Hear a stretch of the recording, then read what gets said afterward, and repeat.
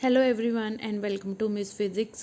So this is the day 2 for about booster classes. So आज हम जो topic कर रहे हैं that is polarization. ठीक है.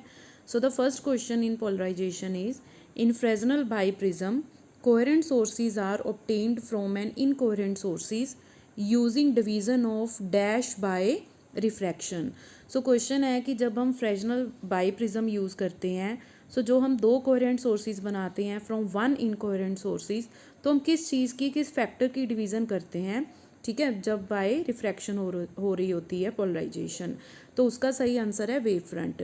क्योंकि आपने पढ़ा होगा जैसे यंग्स डबल स्लिट में भी हम क्या करते हैं कि एक सिंगल कोहेरेंट सोर्सेज के कोहेरेंट सोर्स लेते हैं. ठीक है, उसमें हम क्या लगाते हैं, स्लिट्स लगाते हैं. तो ये स्लिट्स जब यहाँ से लाइट पास होती है तो क्या होती है, उसके वेव फ्रंट क्या कर देते हैं, हम डिवाइड कर देते हैं. ठीक है, बाय एम्पलीट्यूड हम नहीं कर सकते, फेज हम नहीं कर सकते. ठीक है, सो द राइट ऑप्शन क्या आएगी हमारे पास, wave front.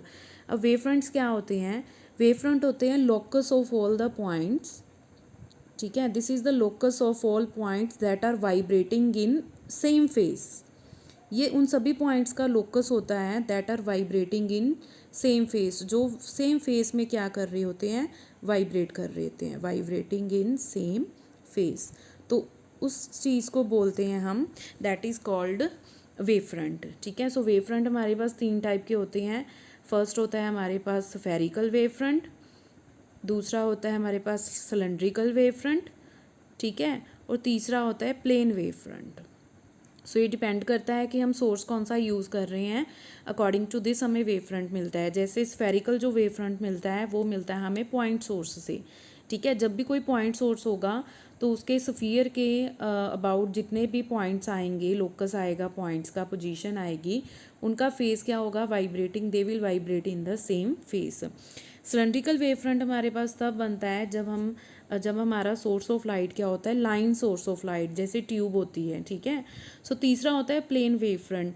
Plane wave front spherical भी हो सकता है, सिलेंड्रिकल भी हो सकता है, बट उसमें कंडीशन होती है कि जो हमारा सोर्स होता है जहाँ से हम लाइट आ रही होती है वो क्या होता है, स्क्रीन से बहुत ज़्यादा दूर होता है. तो वो दोनों टाइप के हो सकते हैं, it could be spherical, it could be cylindrical. ठीक है, जब डिस्टेंस ज़्यादा होगा स्लिट और स्क्रीन में तो वो प्लेन वेव फ्रंट कौन सा होगा, that will be plane wave front. So इस क्वेश्चन का आंसर क्या आएगा हमारे पास कि हम वेव फ्रंट को डिवाइड करके we can make coherent sources from incoherent sources. ठीक है, next question is by polarization of light we can prove that.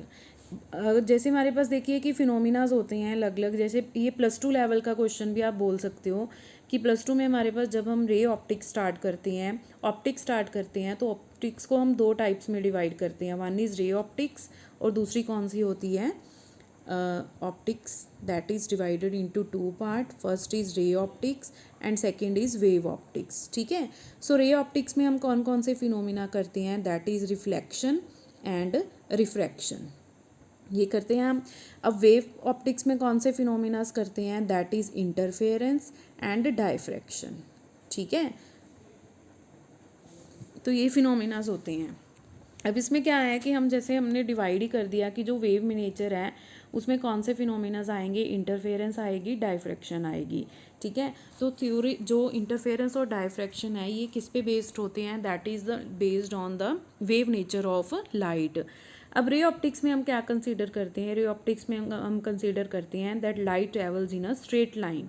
ठीक है, इसमें जितने भी हम डायग्राम्स बनाते हैं उनमें सभी में लाइट को कैसे रिप्रेजेंट करते हैं, by a straight line and arrow represent करता है कि वो किस डायरेक्शन में जा रही है. ठीक है, तो पोलराइजेशन क्या होता है, एक्सपेरिमेंट होता है जिसमें हम प्रूव कर सकते हैं कि जो लाइट वेव्स हैं that are transverse in nature.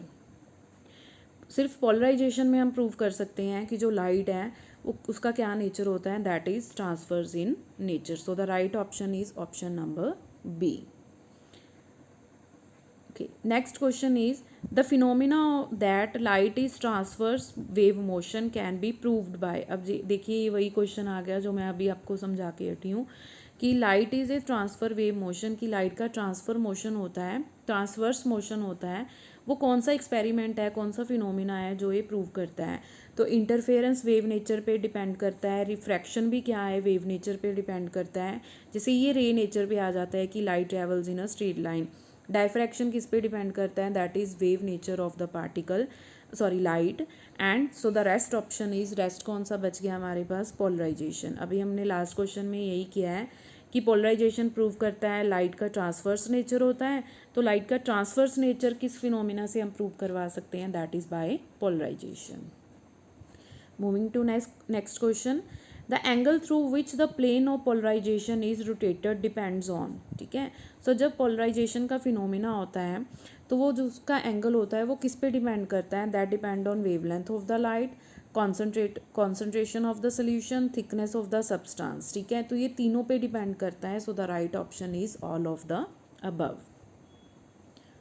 Next is a Nicol prism can be used as a polarizer and analyzer, both has polarizer and an analyzer and a reflector। so इसका answer मे भी आपको पता हो, तो इसका सही आंसर है that is C, both has polarizer and analyser. So Nicol prism है उसको हम लाइट को पोलराइज करने के लिए भी यूज़ कर सकते हैं, और जो पोलराइज लाइट है उसको एनालाइज करने के लिए जो हमारे पास ऑपरेटर्स होता है, जो प्रिज्म होता है, दैट इज़ कॉल्ड एनालाइज़र। और वो दोनों ही किसके बने होते हैं, नाइकोल के बने होते हैं। So Nicol prism can be used as a polariser as well as an analyser. Next question is, a ray of polarized is incident on a surface of a glass plate of refractive index 1.54 at the polarizing angle. If 1.54 is equal to tangent 57, then angle of refraction is।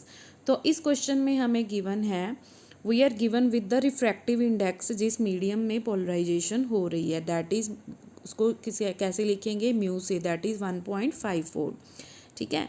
सो सबसे हमें find करना है the angle of refraction. Angle of refraction find करने के लिए सबसे पहले हमें फाइंड करना पड़ेगा एंगल ऑफ पोलराइजेशन, ठीक है। सो पोलराइजेशन एंगल और रिफ्रैक्टिव इंडेक्स में एक वेल नोन रिलेशन होता है, that is refractive index is equal to tangent of P, that is tangent of polarizing angle, ठीक है। सो सबसे पहले यहाँ से हमें क्या निकालना पड़ेगा, पी। सो पी किसके इक्वल आ गया, that can be written as tangent inverse mu, ठीक है।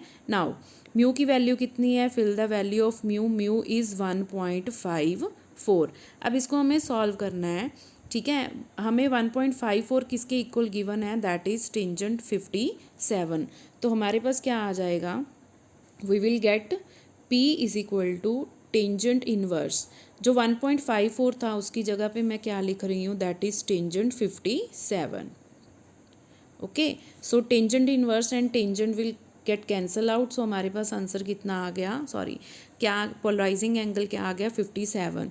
अब अगर आप ऑप्शन देखोगे तो ऑप्शन में 57 बी ऑप्शन है, आपकी ए ऑप्शन है।